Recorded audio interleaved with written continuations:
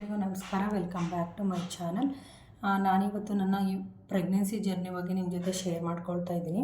ಯಾಕಪ್ಪ ಅಂತ ಹೇಳಿದ್ರೆ ಕೆಲವ್ರಿಗಿರುತ್ತೆ ತುಂಬ ಡೌಟ್ಸ್ಗಳಿರುತ್ತೆ, ಯಾಕೆ ಈ ಥರ ಆಗ್ತಿದೆ, ಫಸ್ಟ್ ಪ್ರೆಗ್ನೆನ್ಸಿಯಲ್ಲಿ ಈ ಥರ ಇರಲಿಲ್ಲ, ಸೆಕೆಂಡ್ ಪ್ರೆಗ್ನೆನ್ಸಿಯಲ್ಲೇ ಚೇಂಜ್ ಇರುತ್ತೆ, ಫಸ್ಟ್ ಪ್ರೆಗ್ನೆನ್ಸಿಯಲ್ಲಿ ಏನೂ ಅದ್ರ ಬಗ್ಗೆ ನೋವು ಇಲ್ಲದೇ ಏನೂ ಡೌಟ್ಸ್ ಇಲ್ಲದೇ ಡೆಲಿವರಿ ಆಗಿರುತ್ತೆ. ಆದರೆ ಸೆಕೆಂಡ್ ಪ್ರೆಗ್ನೆನ್ಸಿಲಿ ಕೆಲವರಿಗೆ ತುಂಬ ಟೆನ್ಷನ್ಸ್ ಇರುತ್ತೆ, ಇಲ್ಲ ಫಸ್ಟ್ ಪ್ರೆಗ್ನೆನ್ಸಿಲಿ ಟೆನ್ಷನ್ ಇದ್ದು ಸೆಕೆಂಡ್ ಪ್ರೆಗ್ನೆನ್ಸಿಯಲ್ಲಿ ನಾರ್ಮಲ್ ಆಗಿರ್ತಾರೆ. ಸೊ ಇದ್ರ ಬಗ್ಗೆ ನಾನು ನಿಮ್ಮ ಜೊತೆ ಶೇರ್ ಮಾಡ್ಕೊಳ್ತಾ ಇದ್ದೀನಿ. ಏನಪ್ಪ ಅಂತ ಹೇಳಿದ್ರೆ, ನನಗೆ ಫಸ್ಟು ಪ್ರೆಗ್ನೆನ್ಸಿಯಲ್ಲಿ ನನಗೆ ಜಾಸ್ತಿ ಏನೂ ತೊಂದರೆ ಇರಲಿಲ್ಲ ಮೀನ್ಸ್ ನಾರ್ಮಲಾಗಿ ವಾಮಿಟ್ ಅಂದರೆ ಜಾಸ್ತಿ ವಾಮಿಟ್ ಇರ್ತಿರಲಿಲ್ಲ, ವಾಮಿಟ್ ಬಂದಂಗೆ ಆಗ್ತಿತ್ತು, ಬಟ್ ವಾಮಿಟ್ ಜಾಸ್ತಿ ಮಾಡ್ಕೊಳ್ತಿರ್ಲಿಲ್ಲ, ನಾರ್ಮಲಾಗಿ ಸ್ವಲ್ಪ ಸುಸ್ತಿರ್ತಿತ್ತು. ಆಮೇಲೆ ಡೆಲಿವರಿ ಹತ್ರ ಬಂದಾಗ ನಂಗೆ ಸ್ವಲ್ಪ ಹೊಟ್ಟೆ ನೋವು ಈ ಥರ ಕಾಣಿಸ್ಕೊಳ್ತು, ಬಟ್ ಅದು ಅಂಥ ದೊಡ್ಡ ತೊಂದರೆ ಅಂತ ಏನಿಲ್ಲ. ಸೊಂಟ ನೋವು ಇದೆಲ್ಲ ನಾರ್ಮಲಾಗಿ ಎಲ್ರಿಗೂ ಇರುತ್ತೆ. ಫಸ್ಟ್ ಪ್ರೆಗ್ನೆನ್ಸಿ ಆಗಿದ್ದ ಕಾರಣ ನನಗೆ ಸೆಕೆಂಡ್ ಪ್ರೆಗ್ನೆನ್ಸಿ ಸ್ವಲ್ಪ ಟಫ್ ಅಂತ ಅನ್ನಿಸ್ತಿದ್ಯೋ ಏನೋ ಗೊತ್ತಿಲ್ಲ. ನನಗಿವಾಗ ಸೆಕೆಂಡ್ ಪ್ರೆಗ್ನೆನ್ಸಿ ಹೆಂಗೆ ಅಂದರೆ, ಸ್ಟಾರ್ಟಿಂಗು 1.5 ಮಂತ್ ಆದಾಗ ಕನ್ಫರ್ಮ್ ಆಗಿದ್ದು ಪ್ರೆಗ್ನೆನ್ಸಿ. ಅದಾಗಿ ಒಂದು 10 ಡೇಸ್ಗೆ ಸ್ವಲ್ಪ ಜ್ವರ ಬಂದಂಗೆ ಆಯಿತು, ಟೈಫಾಯ್ಡ್ ಸ್ಟಾರ್ಟ್ ಆಯಿತು. ಅಂದರೆ ಸಣ್ಣ ಪ್ರಮಾಣದಲ್ಲಿ ಸ್ಟಾರ್ಟಿಂಗ್ ಸ್ಟೇಜ್ ಅಷ್ಟೇ. ಬಟ್ ಹೆಂಗಾಗೋಯಿತು ಅಂದರೆ, ನನಗೆ 1.5 ತಿಂಗಳು ಪ್ರೆಗ್ನೆನ್ಸಿ ಅಂತ ಗೊತ್ತಾದ ಮೇಲೆ ಬಾಯಿ ತುಂಬ ವಿಷ ಆಗೋಕ್ಕೆ ಸ್ಟಾರ್ಟ್ ಆಯಿತು. ವಿಷ ಯಾವ ಥರ ಅಂತ ಹೇಳಿದ್ರೆ, ಇವಾಗ ನಾರ್ಮಲಾಗಿ ನಾವು ಬಾಯಿ ವಿಷ ಅಂತ ಯಾರ ಹತ್ರನಾದ್ರೂ ಹೇಳ್ಕೊಂಡ್ರೆ ಅವ್ರು ಏನು ಅಂದ್ಕೊಳ್ತಾರೆ, ನಾರ್ಮಲಾಗಿ ಜ್ವರ ಬಂದಾಗ ಬಾಯಿ ವಿಷ ಆಗಿರುತ್ತಲ್ಲ ಆ ಥರ ಆಗಿರ್ಬೋದು ಅಂದ್ಕೊಳ್ತಾರೆ. ಬಟ್ ಪ್ರೆಗ್ನೆನ್ಸಿಯಲ್ಲಿ ನನಗೆ ಬೇರೆ ಟೈಮಲ್ಲಿ ಜ್ವರ ಬಂದಾಗ ಬಾಯಿ ವಿಷ ಅಂತ ಅನಿಸಿದೆ, ಬಟ್ ಈ ರೀತಿ ಯಾವತ್ತೂ ಅನಿಸಿರಲಿಲ್ಲ. ನನಗೆ ಹೆಂಗಾಗೋಗ್ತಿತ್ತು ಅಂದರೆ, ಊಟ ಇದೆ ತಿನ್ನೋಕ್ಕಾಗ್ತಿಲ್ಲ, ಹಣ್ಣುಗಳಿದ್ದಾವೆ ನೋಡಿದರೆ ಆಗ್ತಿಲ್ಲ, ನಾರ್ಮಲಾಗಿ ಕೆಲವು ಹೆಣ್ಮಕ್ಳಿಗೆ ಸ್ಮೆಲ್ ಆಗೋಲ್ಲ, ಇದೆಲ್ಲ ಇರುತ್ತೆ, ಆ ಥರದ್ದಿತ್ತು. ಅದ್ರ ಜೊತೆ ನನಗೆ ಏನು ಅನ್ನಿಸ್ತಿತ್ತು ಅಂದರೆ, ಒಂದು ಸರಿ ವಾಮಿಟ್ ಆದರೆ ಆಗಲಿ, ಊಟ ಮಾಡಿದ್ದು ಒಂದು ಟೈಮ್ ಫುಲ್ ವಾಮಿಟ್ ಆದರೆ ಆಗಲಿ, ಬಟ್ ನನಗೆ ಆ ಬಾಯಿ ವಿಷ ಇರುತ್ತಿತ್ತಲ್ಲ, ಪ್ರತಿ ಸಾರಿ ನಾವು ಒಬ್ಬರು ನುಂಗಾಗಲೂ ಏನೋ ಒಂಥರ ಕೆಟ್ಟ ಫೀಲ್ ಅಂತ ಅನಿಸೋದು. ಸೊ ಅದು ನನಗೆ ಎಷ್ಟರ ಮಟ್ಟಿಗೆ ನನಗೆ ಕುಗ್ಸ್ಬಿಡ್ತು ಅಂದರೆ, ನನಗೊಂದು ರೇಂಜಿಗೆ ನಂಗೆ ಬೇಕಾಗಿರಲಿಲ್ಲ ಅಲ್ವಾ, ಆಲ್ರೆಡಿ ಒಂದು ಮಗು ಇದೆ, ನಾನು ನೆಕ್ಸ್ಟ್ ಯಾಕೆ ಪ್ಲ್ಯಾನ್ ಮಾಡಿದೆ, ನನ್ನ ಕೈಲಿ ಅದನ್ನು ತಗೊಳ್ಳೋಕ್ಕೆ ಆಗ್ತಿರಲಿಲ್ಲ. ಅಂದರೆ ಯಾವಾಗಲೂ ಜಾಸ್ತಿ ತಿನ್ಕೊಂಡು ಉಣ್ಕೊಂಡು ಇದ್ದವ್ರಿಗೆ ಏನಾದರೂ ಒಂದು ಕಣ್ಣೆದುರುಗಡೆ ಇದೆ, ನಾನು ಅದನ್ನ ತಿನ್ನೋಕ್ಕಾಗ್ತಿಲ್ಲ ಅಂದರೆ ನಿಜವಾಗ್ಲೂ ತುಂಬ ಬೇಜಾರಾಗೇ ಆಗುತ್ತೆ. ಸೊ ನನಗೆ ಫಸ್ಟ್ ಪ್ರೆಗ್ನೆನ್ಸಿಲಿ ಇದು ಯಾವುದೇ ಎಕ್ಸ್ಪೀರಿಯೆನ್ಸ್ ಇಲ್ಲದೆ ಇರೋ ಕಾರಣ ಸೆಕೆಂಡ್ ಪ್ರೆಗ್ನೆನ್ಸಿ ನನಗೆ ಇವತ್ತಿಗೂ ಕೂಡ ಸ್ವಲ್ಪ ಕಷ್ಟ ಅಂತಲೇ ಅನ್ನಿಸ್ತಿದೆ. ಕೆಲವರು ಹೇಳೋರು 3 ಮಂತ್ಸ್ ಕಂಪ್ಲೀಟ್ ಆದರೆ ಅದೆಲ್ಲ ಸರಿ ಹೋಗುತ್ತೆ, ಕೆಲವು ಹೆಣ್ಮಕ್ಳಿಗೆ ಆ ಥರ ಇರುತ್ತೆ ಅಂತ ಅನ್ನೋರು. ಇನ್ನು ಕೆಲವರು 5 ಮಂತ್ಸ್ವರೆಗೂ ಹಾಗೆ ಇರುತ್ತೆ, ಅದಾದಮೇಲೆ ಸರಿ ಹೋಗುತ್ತೆ ಅಂತ ಹೇಳೋರು. ನಿಜ ಹೇಳ್ತೀನಿ, 5 ಮಂತ್ಸ್ ಕಂಪ್ಲೀಟ್ ಆಗಿದೆ, ಬಟ್ ಮೊದಲು ಅಷ್ಟಿಲ್ಲ. ನಾನು 3 ಮಂತ್ಸ್ 2 ಮಂತ್ಸಲ್ಲಿ ಇದ್ದು ಅಷ್ಟಿಲ್ಲ, ಇವಾಗ ಕಡಿಮೆ ಆಗಿದೆ, ಬಟ್ ಆ ಫೀಲ್ ನಂಗೆ ಇನ್ನೂ ಹಾಗೆ ಇದೆ. ಅಂದರೆ ಮೊದಲ ಥರ ಊಟ ಮಾಡಿದ್ದು ಯಾವುದೇ ನನಗೆ ಸ್ಯಾಟಿಸ್ಫ್ಯಾಕ್ಷನ್ ಅನ್ನೋಲ್ಲ. ಊಟ ಮಾಡ್ತೀನಿ, ಯಾಕಂದರೆ ಊಟ ಬಿಟ್ಟರೆ ಟ್ಯಾಬ್ಲೆಟ್ಸ್ ಎಲ್ಲ ನುಂಗೋದ್ರಿಂದ, ಹೊಟ್ಟೆಯಲ್ಲಿ ಮಗು ಇರೋದ್ರಿಂದ ಊಟ ಬಿಡೋಕ್ಕಾಗೋದೇ ಇಲ್ಲ. ಊಟ ಮಾಡ್ತೀನಿ, ಬಟ್ ಆ ಬಾಯಿ ವಿಷ ಅನ್ನೋದು ನನಗಿನ್ನೂ ಕಂಪ್ಲೀಟಾಗಿ ಹೋಗಿಲ್ಲ. ನನಗೆ ಆ ಜ್ವರ ಬೇರೆ ಬಂದುಬಿಡ್ತು. ಜ್ವರ ಬಂದಾಗ ಫಸ್ಟ್ ಪ್ರೆಗ್ನೆನ್ಸಿಯಲ್ಲಿ ಒಂದು ಸಣ್ಣ ಮಾತ್ರೆನೂ ನಾನು ಗ್ಯಾಸ್ಟ್ರಿಕ್ಕಿಂದು ಕೂಡ ತೊಗೊಂಡಿರಲಿಲ್ಲ. ಡಾಕ್ಟ್ರು ಹೇಳಿದರು, ಯಾವ ಮಾತ್ರೆನೂ ತೊಗೊಳ್ಬೇಡ, ಸ್ವಲ್ಪ ಹೆಲ್ತ್ ಚೆನ್ನಾಗಿ ನೋಡ್ಕೊ ಅಂತ. ಸೊ ಒಂದು ಟ್ಯಾಬ್ಲೆಟ್ಸನ್ನು ತೊಗೊಂಡಿರಲಿಲ್ಲ. 2 ಸರಿ ಜ್ವರ ಬಂದಿತ್ತು ಆವಾಗಲೂ ಕೂಡ, ಅಂದರೆ ಚಳಿ ಜ್ವರ ಸಂಜೆ ಟೈಮಲ್ಲಿ ಈ ಥರ ಪದೇ ಬರೋದು ಅಂತ ಹೇಳ್ಬಿಟ್ಟು ಒಂದು ಡೋಲೋ ಮಾತ್ರೆಯಲ್ಲಿ ಹಾಫ್ ಅಷ್ಟೇ ತೊಗೊಳ್ತಿದ್ದೆ, ಅಷ್ಟೇ ಹೇಳಿದ್ದವರು, ಅದು ಪದೇ ಬರ್ತಿದೆ ಅಂತ ಹೇಳ್ಬಿಟ್ಟು. ಬಟ್ ಈ ಸರಿ ಏನಾಗೋಯಿತು ಅಂದರೆ, ಸ್ಟಾರ್ಟಿಂಗಿಂದನೇ ಟ್ಯಾಬ್ಲೆಟ್ಸ್ ಒಂದು 20-30 ಡೋಲೋ ಟ್ಯಾಬ್ಲೆಟ್ಸ್ ನುಂಗಿರ್ಬೋದು. ಶೀತ ಕೆಮ್ಮು ನೆಗಡಿಯೋದು ಇಲ್ಲಿವರೆಗೂ ಹಾಗೆ ಕಂಟಿನ್ಯೂ ಆಗ್ತಾಯಿದೆ. ಒಂದು ಸ್ಟೇಜಲ್ಲಿ ನನಗೆ ಅನಿಸಿದ್ದು, ನಿಜ ನಂಗೆ ಬೇಕಾಗಿರಲಿಲ್ಲ, ಬೇಡವಾಗಿತ್ತೇನೋ, ಏನಕ್ಕೆ ನಾನು ಮತ್ತೆ ಸೆಕೆಂಡ್ ಪ್ರೆಗ್ನೆನ್ಸಿಗೆ ಪ್ಲ್ಯಾನ್ ಮಾಡಿಕೊಂಡೆ, ನಂಗೆ ತಡ್ಕೊಳಕ್ಕಾಗ್ತಿಲ್ವಲ್ಲ. ನನಗೆ ಯಾವ ರೀತಿ ಅಂತಂದರೆ, ಈ ಆಪ್ರೇಷನ್ನು ಈ ಥರದ್ದೆಲ್ಲ ನೋವು ನಾನು ಹೇಗೋ ತಡ್ಕೊಂಡ್ಬಿಡ್ತೀನಿ. ಆದರೆ ನನಗೆ ನ್ಯಾಚುರಲ್ಲಾಗಿ ಬರೋಂತಹ ಪೇಯ್ನ್ಗಳನ್ನ ನಂಗೆ ಕೈಲಿ ತಡ್ಕೊಳೋಕ್ಕೆ ಆಗೋಲ್ಲ. ಹಾಗಾಗಿ ನಾನು ಟ್ಯಾಬ್ಲೆಟ್ಸ್ ವಾಮಿಟ್ ಫೀಲ್ ಹೆಂಗೆ ಅಂದರೆ, ಅದಕ್ಕೆ ಹಾಸ್ಪಿಟ್ಲಿಗೆ ಹೋದಾಗ ಡಾಕ್ಟರ್ ಹತ್ರ ಹೇಳಿ ನಾನು ಮಾತ್ರೆನೂ ಇಸ್ಕೊಂಡೆ. ಬಟ್ ಆ ಟ್ಯಾಬ್ಲೆಟ್ ನುಂಗಿದ ಮೇಲೆ ನನಗೆ ವಾಮಿಟ್ ಮಾಡ್ಕೋಬೇಕು ಅನ್ಸೋದು. ಅವರು ವಾಮಿಟ್ ಆಗಬಾರ್ದು ಅಂತ ಕೊಟ್ಟಿದ್ದರು, ಆ ಟ್ಯಾಬ್ಲೆಟ್ಸು ನುಂಗಿದ ಮೇಲೆ ನನಗೆ ವಾಮಿಟ್ ಆಗೋಕ್ಕೆ ಶುರುವಾಯಿತು. ಮೀನ್ಸ್ ಮೊದಲೇ ಆಗ್ತಿತ್ತು, ಬಟ್ ಅದು ನುಂಗಿದ ಮೇಲೂ ನನಗೆ ಕಂಟ್ರೋಲ್ ಮಾಡ್ಕೊಳಕ್ಕಾಗ್ತಿರ್ಲಿಲ್ಲ. ಸೊ ಆ ಟ್ಯಾಬ್ಲೆಟ್ಸ್ ಒಂದು 4 ದಿನ ತೊಗೊಂಡೆ, ಅದನ್ನು ಡಿಸ್ಕಂಟಿನ್ಯೂ ಮಾಡಿದೆ. ಸ್ಟಾರ್ಟಿಂಗ್ ಹೆಂಗಾಗೋಯಿತು ಅಂದರೆ ಊಟ ಸರಿಯಾಗಿ ಮಾಡ್ತಿರಲಿಲ್ಲ. ಒಂದು 3 ಮಂತ್ಸಲ್ಲಿ ಆದಮೇಲೆ ಸ್ವಲ್ಪ ಬೆಟರ್ ಆಯಿತು, ಒಂದು 15 ಡೇಸು. ಮತ್ತು 4 ಮಂತ್ ಕಂಪ್ಲೀಟ್ ಆಗೋವರೆಗೂ ಹಾಗೆ ಇತ್ತು. ಇವಾಗ ನನಗಾಗೋ ಥರನೇ ನಿಮಗಾಗಬೇಕು ಅಂತೇನಿಲ್ಲ, ಅಥವಾ ನನಗಿಂತ ಜಾಸ್ತಿ ಕೆಟ್ಟ ಫೀಲಿಂಗ್ಸು ಕೂಡ ನಿಮಗಾಗಿರ್ಬೋದು. ಅಂದರೆ ಮಾಮೂಲಿ ಟೈಮ್ ಥರ ನಾರ್ಮಲ್ ಆಗಿರೋದಕ್ಕೆ ಆಗೋದೇ ಇಲ್ಲ. ಯಾಕಂದರೆ ಪ್ರೆಗ್ನೆನ್ಸಿ ಅಂದರೆ ನಾರ್ಮಲ್ ವಿಚಾರ ಅಲ್ವೇ ಅಲ್ಲ. ಅದಕ್ಕೋಸ್ಕರ ಎಷ್ಟೋ ಜನ ಕಾಯ್ತಾ ಇರ್ತಾರೆ. ಸೊ ಆಗಿಲ್ಲ, ನಮ್ಗೆ ಮಗು ಆಗಿಲ್ಲ, ಆಗಲೇಬೇಕು ಅಂತ. ನಂಗೆ ಅದೊಂದು ಫೀಲ್ ಆಗೋಕ್ಕೆ ಶುರುವಾಯಿತು. ಇದಾನಲ್ವ ಒಬ್ಬ ಮಗ, ಮತ್ತ್ಯಾಕೆ? ಯಾಕಂದರೆ ಅಷ್ಟು ಕೆಟ್ಟ ಥರ ಫೀಲ್ ನನಗೆ ಬೇಡ, ನಂಗೆ ಆಗ್ತಾನೇ ಇಲ್ಲ, ಇದ್ರ ಮೇಲೆ ನನಗೆ ಆಗೋದು ಇಲ್ಲ. ಎಲ್ಲರೂ ಹೇಳೋರಲ್ಲ, ಅಮ್ಮ ಈ ಥರ ಯಾರಾದರೂ ಹೇಳೋರು, ಒಂದು 3 ತಿಂಗಳವರೆಗೂ ಅಷ್ಟೇ ಫ್ರೆಂಡ್ಸ್ ಅವರು ಹೇಳೋರು, ಆಮೇಲೆ ಸರಿ ಹೋಗುತ್ತೆ ಕಣೆ ಅಂತ ವೆಯ್ಟ್ ಮಾಡ್ತಿದ್ದೆ. ಯಾವಾಗ 3 ತಿಂಗಳಾಗುತ್ತೋ ಅಲ್ಲಿ ಎಲ್ಲ ಸರಿ ಹೋಗುತ್ತಂತೆ, ನಾನೆಲ್ಲ ತಿನ್ಬೋದು ಅಂತ. ಸೊ ಈ ಥರ ಆಗೋದು. ಈ ಥರ ಟೈಮಲ್ಲಿ ನಿಜವಾಗ್ಲೂ ಒಂಥರ ಕುಗ್ಗೋಗ್ತೀವಿ. ಈ ಟೈಮಲ್ಲಿ ಯಾವ ಟ್ಯಾಬ್ಲೆಟ್ಸು, ಯಾವ ಡಾಕ್ಟ್ರು, ಯಾವುದು ಕೂಡ ಕೆಲಸ ಮಾಡೋಲ್ಲ ನಮ್ಮ ಮೇಲೆ. ಸೊ ನಮಗೆ ನಾವೇ ಧೈರ್ಯ ತೊಗೊಳ್ಬೇಕು. ಖಂಡಿತ ಹೇಳೋದು ಈಸಿ, ನಾನಿವತ್ತು ಹೇಳ್ತಿದ್ದೀನಿ, ಬಟ್ ಆ ಟೈಮಲ್ಲಿ ನನಗೂ ಕೂಡ ಆ ಧೈರ್ಯ ಇರಲಿಲ್ಲ. ಮತ್ತು ಈಗ ಈ ಸಿಚುವೇಷನಲ್ಲಿದ್ದು ಅವಾಗಿನ ನೆನೆಸ್ಕೊಂಡ್ರೂ ಕೂಡ ನಂಗೆ ತುಂಬ ಅಂದರೆ ತುಂಬ ಬೇಜಾರಾಗುತ್ತೆ. ಅಂದರೆ ಯಪ್ಪ, ಆ ಪರಿಸ್ಥಿತಿ ಮತ್ತಿನ್ಯಾರಿಗೂ ಬರೋದು ಬೇಡ ಅಂತ ಅನ್ಸೋವಷ್ಟು.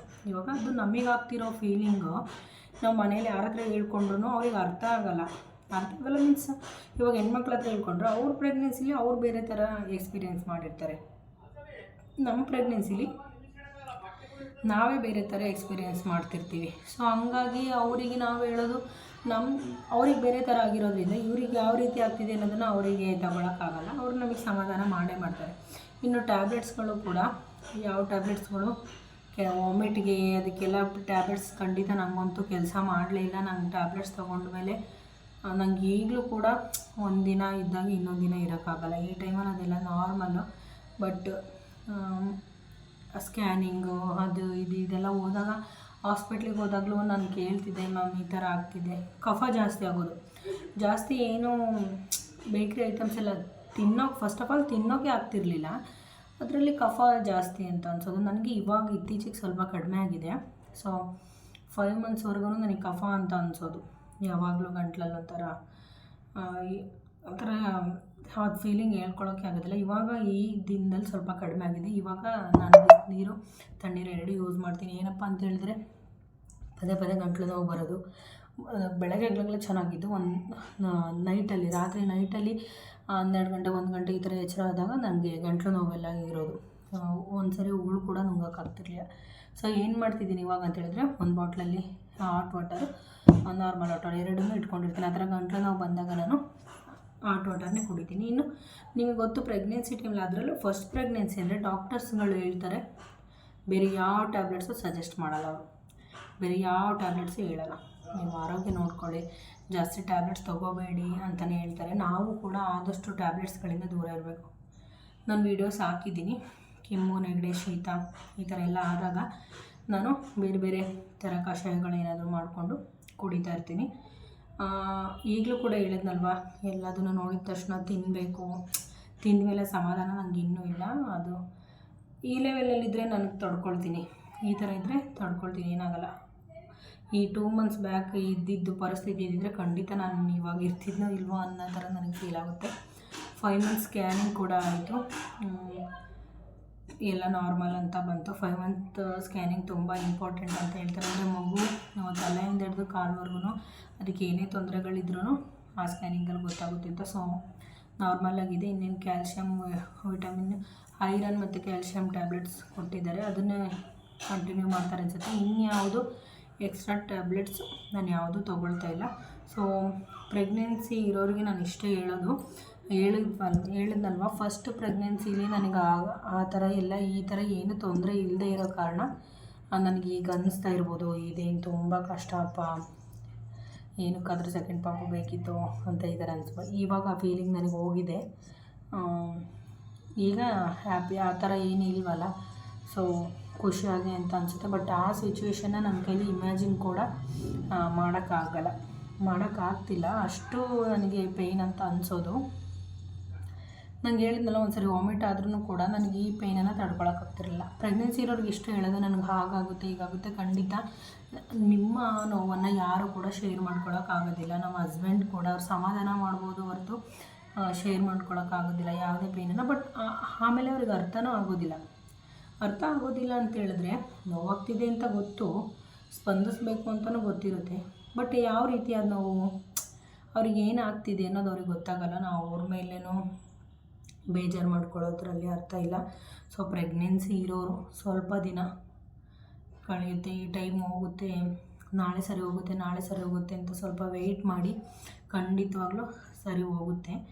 ಅದು ಬಿಟ್ಟು ಯಾಕೆ ಹೀಗಾಗೋಯ್ತು ಅಂತ ಎಲ್ಲ ಯೋಚನೆ ಮಾಡೋಕ್ಕೆ ಹೋಗಬೇಡಿ. ಪ್ರೆಗ್ನೆನ್ಸಿ ಟೈಮ್ ಆ 9 ಮಂತ್ಸು ಮತ್ತು ಪಾಪು ಆಗಿ 9 ಮಂತ್ಸು ತುಂಬ ಇಂಪಾರ್ಟೆಂಟ್ ಇರುತ್ತೆ. ನಮ್ಮ ಹೆಲ್ತ್ ಮೇಲೆ ತುಂಬ ಅಂದರೆ ತುಂಬ ಪರಿಣಾಮ ಬೀರುತ್ತೆ. ಅದು ನಾವು ಈ ಟೈಮ್ಗೆ ಏನೇನು ಯೋಚನೆ ಮಾಡಿಕೊಂಡು ನೆಕ್ಸ್ಟು ಲೈಫ್ನ ಹಾಳು ಮಾಡ್ಕೊಂಡಂಗೆ ಆಗುತ್ತೆ. ಸೊ ಪ್ರೆಗ್ನೆನ್ಸಿ ಇರೋರು ಏನಕ್ಕೂ ತಲೆ ಕೆಡಿಸ್ಕೊಳ್ಬೇಡಿ. ನಿಮಗೇನು ತಿನ್ನಬೇಕು ಅನಿಸುತ್ತೋ ತಿನ್ನಿ. ವಾಮಿಟ್ ಆಯಿತಾ ಆಗಲಿ, ಬಾಯಿ ವಿಷ ಅದಕ್ಕೆಲ್ಲ ಹೇಳಿದ್ನಲ್ಲ. ನಾನು ಇನ್ನೊಂದು ತಪ್ಪು ಏನು ಮಾಡ್ತಿದ್ದೆ ಅಂದರೆ, ಬಾಯಿ ಈ ಥರ ಆಗ್ತಿದ್ದಿಲ್ಲ ಅಂತ ಹೇಳ್ಬಿಟ್ಟು ಚಾಕ್ಲೇಟ್ಸು ಪೆಪ್ಸು ಈ ಥರ ತರಿಸ್ಕೊಂಡು ಅದನ್ನು ಬಾಯಲ್ಲಿ ಇಟ್ಕೊಂಡೆ ಮಲಗ್ತಿದ್ದೆ. ಅದನ್ನು ತಿಂದವ್ರದ್ದು ನನಗೆ ಇನ್ನೂ ಜಾಸ್ತಿ ಆಗೋಕ್ಕೆ ಶುರುವಾಯಿತು. ಯಾಕಂದರೆ ಯಾವಾಗಲೂ ಬಾಯಲ್ಲಿ ಅದಿರೋದ್ರಿಂದ ಅದಕ್ಕೇ ಅಡಿಕ್ಟ್ ಆಗಿಬಿಡ್ತೀವಿ. ಸೊ ಅದಾದಮೇಲೆ ನಾನು ಅದನ್ನು ಬಿಟ್ಟೆ. ನಾನು ಪೆಪ್ಸು ಮತ್ತು ಚಾಕ್ಲೇಟ್ಸ್ನ ತರಿಸ್ಕೊಂಡು ದಿನ ತಿನ್ನೋದನ್ನು ಕಡಿಮೆ ಮಾಡಿದೆ. ಸೊ ನೀವು ಅಷ್ಟೇ ತುಂಬ ಧೈರ್ಯವಾಗಿರಬೇಕು. ಆ ಟೈಮಲ್ಲಿ, ಈ ಪ್ರೆಗ್ನೆನ್ಸಿ ಟೈಮಲ್ಲಿ ಈ ಥರದ್ದೆಲ್ಲ ಕಾಮನ್ನು. ಒಬ್ಬರಿಂದ ಒಬ್ಬರು ಚೇಂಜ್ ಇರುತ್ತೆ. ಇವಾಗ ನನಗೀಗ ಆಗಿದೆ ಅಂತ ಹೇಳ್ಬಿಟ್ಟು ನನ್ನ ಥರನೇ ನಿಮಗೂ ಆಗೋಲ್ಲ, ಅಥವಾ ನಮಗಿನ್ನ ಜಾಸ್ತಿ ಆಗ್ಬೋದು, ಅಥವಾ ನಿಮಗೆ ಬೇರೆ ರೀತಿಯಾಗಿ ಆಗ್ಬೋದು. ಸ್ವಲ್ಪ ದಿನ ಅದನ್ನು ತಡ್ಕೊಳ್ಳೋದಕ್ಕೆ ಪ್ರಯತ್ನ ಪಡಬೇಕು. ಯಾವ ರೀತಿಯಾಗಿ ಯೋಚನೆ ಮಾಡಬೇಕು ಅಂದರೆ, ಎಷ್ಟೋ ಜನ ಮಕ್ಕಳಿಗೆ ಇಲ್ಲ ಅಂತ ಹೇಳ್ಬಿಟ್ಟು ಮಕ್ಕಳು ಬೇಕು ಅಂತ ಹಂಬಲಿಸ್ತಾ ಇರ್ತಾರೆ. ಸೊ ದೇವರು ಅಂತಾರೆ ಕೊಟ್ಟಿಲ್ಲ, ನಮಗೆ ಕೊಡ್ತಿದ್ದಾನೆ ಅಂತ ಹೇಳಿದ್ರೆ ನಾವು ಅದನ್ನು ಉಳಿಸ್ಕೊಳ್ಳೋಂಥ ಪ್ರಯತ್ನ ಮಾಡಬೇಕು. ಸೊ ಇದು ನನ್ನ ಇಲ್ಲಿ 6 ಮಂತ್ಸ್ವರೆಗೂ ನನಗೆ ಆಗ್ತಿರೋಂಥ ಎಕ್ಸ್ಪೀರಿಯೆನ್ಸು. ಈಗಲೂ ಕೂಡ ಮಾತಾಡಬೇಕಾದ್ರೆ ಸ್ವಲ್ಪ ಸುಸ್ತು ಅಂತ ಅನಿಸುತ್ತೆ. ಅಂದರೆ ಈ ಟೈಮಲ್ಲಿ ನಾರ್ಮಲಾಗಿ ಸುಸ್ತು, ಸೊಂಟ ನೋವು ಇದೆಲ್ಲ ಇದ್ದಿದ್ದೇನೆ. ಸೊ ಅದನ್ನು ನಾವು ಯಾವ ರೀತಿಯಾಗಿ ರೆಸ್ಟ್ ಮಾಡಿಕೊಂಡು ಇನ್ನೊಂದು ಮತ್ತೊಂದು ಇದು ಮಾಡಿಕೊಂಡು ನಾವು ಅದನ್ನು ಹಾಗೆ ನಿಭಾಯಿಸ್ಕೊಂಡು ಹೋಗಬೇಕು. ಸೊ ಹೇಳಿದ್ನಲ್ವ, ಏನು ಜಾಸ್ತಿ ತಲೆಗೆ ಹಾಕ್ಕೊಳ್ಬೇಡಿ. ತಿನ್ನಿ, ವಾಮಿಟ್ ಆದರೆ ವಾಮಿಟ್ ಮಾಡ್ಕೊಳ್ಳಿ. ಇನ್ನೊಂದು ಇಂಪಾರ್ಟೆಂಟು ವಾಕಿಂಗ್. ಊಟ ಮಾಡಿದ್ದು ಈ ಟೈಮಲ್ಲಿ, ಪ್ರೆಗ್ನೆನ್ಸಿ ಟೈಮಲ್ಲಿ ಊಟ ಮಾಡಿದ್ದು ಡೈಜೆಷನ್ ಆಗೋದಿಲ್ಲ ಬೇಗ. ಸೊ ನಮಗೇನಪ್ಪ ಅಂತ ಹೇಳಿದ್ರೆ, ನಾರ್ಮಲಾಗಿ ಓಡಾಡೋದ್ರೂ ಸುಸ್ತಾಗುತ್ತೆ. ಸೊ ನಾವೇನು ಮಾಡ್ತೀವಿ, ಸುಸ್ತಾಗುತ್ತೆ ಅಂತ ಹೇಳ್ಬಿಟ್ಟು ವಾಕಿಂಗ್ ಮಾಡೋಕ್ಕೆ ಹೋಗಲ್ಲ. ಏನು ಗೊತ್ತಾ, ತಿಂದ ತಕ್ಷಣ ಒಂದು 1/4 ಗಂಟೆ 20 ನಿಮಿಷ ವಾಕಿಂಗ್ ಮಾಡಿ. ಮನೆ ಹೊರಗಡೆ ಜಾಗ ಇದ್ದರೆ ಹೊರಗಡೆ, ಒಳಗಡೆ ಜಾಗ ಇದ್ದರೆ ಒಳಗಡೆ ಸ್ವಲ್ಪ ವಾಕಿಂಗ್ ಮಾಡಲೇಬೇಕು. ನೀವು ಒಂದು 4 ದಿನ ವಾಕಿಂಗ್ ಮಾಡಿ ನೋಡಿ, ಅದು ಫ್ರೀ ಅಂತ ಅನ್ಸುತ್ತಲ್ಲ, ಅದಾದಮೇಲೆ ನಿಮಗೇನೆ ಗೊತ್ತಾಗುತ್ತೆ ವಾಕಿಂಗ್ ಎಷ್ಟು ಇಂಪಾರ್ಟೆಂಟ್ ಅಂತ. ಯಾಕಂದರೆ ತಿಂದಿದ್ದು ಈ ಟೈಮಲ್ಲಿ ಜೀರ್ಣ ಆಗದೆ ಇರೋ ಕಾರಣ ನೀವು ಬೆಳಗ್ಗೆ ತಿಂದವ್ರಿಗೆ ಮತ್ತೆ ಮಧ್ಯಾಹ್ನ ತಿನ್ನಬೇಕು ಅಂತ ಅನ್ಸಲ್ಲ. ಸೊ ಡೈಜೆಷನ್ ಆಗಲಿ ಅನ್ನೋ ಕಾರಣಕ್ಕೆ ವಾಕಿಂಗ್ ಮಾತ್ರ ಬಿಡಬೇಡಿ. ಒಂದು 20 ಮಿನಿಟ್ಸ್ ಓಡಾಡಿ ನಿಧಾನಕ್ಕೆ, ಆಮೇಲೆ ರೆಸ್ಟ್ ತೊಗೊಳ್ಳೋದು ಇದ್ದಿದ್ದೆ. ಒಂದು 20 ಮಿನಿಟ್ಸು ಓಡಾಡಿ ಅಂತ ಹೇಳ್ತೀನಿ. ಸೊ ಇಷ್ಟು ನನ್ನ 6 ಮಂತ್ವರೆಗೂ ಆಗಿದ್ದಂತಹ ಎಕ್ಸ್ಪೀರಿಯೆನ್ಸು ಹೇಳ್ಕೋಬೇಕು ಅಂತ ಅನ್ನಿಸ್ತು. ಏಕೆಂದರೆ ನನಗೆ ಅಷ್ಟು ಕಷ್ಟ ಅಂತ ಅನಿಸೋಗಿತ್ತು, ಅಷ್ಟು ಬೇಜಾರು ಅಂತ ಅನಿಸೋಗಿತ್ತು. ಬಟ್ ನನಗೆ ಈಗ ಆ ಥರ ಅನಿಸಿಲ್ಲ. ಸೊ ಒಳ್ಳೆ ಟೈಮ್ ಬರುತ್ತೆ, ಇದೆಲ್ಲ ಮುಗಿಯುತ್ತೆ, ಇದೆಲ್ಲ ಸರಿ ಹೋಗುತ್ತೆ ಅಂತ ಕಾದಿದ್ದಕ್ಕೆ ಆವತ್ತು ಇದ್ದಿದ್ದ ಪರಿಸ್ಥಿತಿಗೂ ಇವತ್ತು ನಾನು ಇರೋ ಪರಿಸ್ಥಿತಿಗೂ ಒಂದು 70% ಉತ್ತಮ. ಇವಾಗ ತಿನ್ನೋಕ್ಕಾಗಲ್ಲ, ತಿನ್ನೋಕ್ಕಾಗಲ್ಲ ಅಂದ್ರೂ ಬೇಜಾರೇನಾಗಲ್ಲ. ಯಾಕಂದರೆ ಎಷ್ಟು ಬೇಕೋ ಅಷ್ಟು ತಿಂತಿದ್ದೀನಿ, ವಾಮಿಟ್ ಇಲ್ಲ. ಒಂದೊಂದು ಸರಿ ವಾಮಿಟ್ ಬಂದಂಗೆ ಆಗುತ್ತೆ.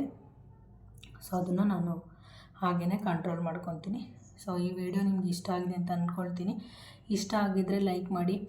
ಯಾರೆಲ್ಲ ಮೊದಲನೇ ಸಾರಿ ನನ್ನ ಚಾನಲ್ ನೋಡ್ತಾ ಇದ್ದೀರಾ, ಪ್ಲೀಸ್ ಸಬ್ಸ್ಕ್ರೈಬ್ ಮಾಡ್ಕೊಳ್ಳಿ. ಸಬ್ಸ್ಕ್ರೈಬರ್ಸು ದಿನಕ್ಕೆ 1 ಸಬ್ಸ್ಕ್ರೈಬ್ ಆದ್ರೂ ವೀಡಿಯೋ ಮಾಡಬೇಕು ಅಂತ ಅನಿಸುತ್ತೆ. ಸಬ್ಸ್ಕ್ರೈಬರ್ಸ್ ಆಗಿಲ್ಲ ಅಂದರೆ ಖಂಡಿತ ವೀಡಿಯೋ ಮಾಡೋಕ್ಕೆ ಮನಸ್ಸಾಗೋದಿಲ್ಲ. ಸೊ ವೀಡಿಯೋನ ನೋಡ್ತಾ ಇರೋರು ಒಂದು ಸಬ್ಸ್ಕ್ರೈಬ್ ಮಾಡ್ಕೊಳ್ಳಿ. ಹಾಗೆಯೇ ನಿಮ್ಗೆ ಏನಾದರೂ ಕೇಳಬೇಕು ಅಂತ ಅನಿಸಿದರೆ ಕಾಮೆಂಟ್ ಮಾಡಿ. ಲೈಕ್ ಮಾಡೋದನ್ನು ಮರಿಬೇಡಿ. ವಿಡಿಯೋನ ಕೊನೆವರೆಗೂ ನೋಡಿದ್ದಕ್ಕೆ thank you so much. Bye.